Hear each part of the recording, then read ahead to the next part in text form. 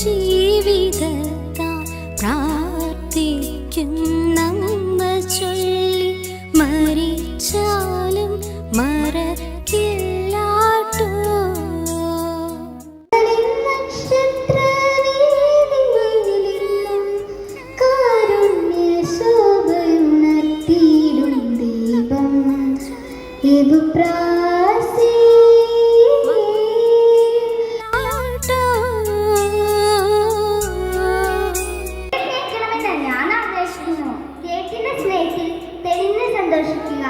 ആനന്ദിക്കുക, അവിടെ സർവവുമുണ്ട്. എന്റെ ഏക ആശ്വാസം എന്റെ ഈശോയുടെ അടുക്കൽ ചെല്ലുന്നതാകുന്നു. മനുഷ്യരുടെ അറിയുന്തോറും ഞാൻ ഒന്നുമില്ലാത്തവളാകുന്നു. മനുഷ്യരുടെ വാക്കുകേട്ട് നിങ്ങൾക്ക് കളവായിരിക്കുന്ന പ്രവൃത്തികളെ ഉപേക്ഷിക്കരുത്. കർത്താവിനെ പ്രതി പാടുപെടാത്ത ദിവസം ഒന്നുമില്ലാത്തതുപോലെയാകുന്നു.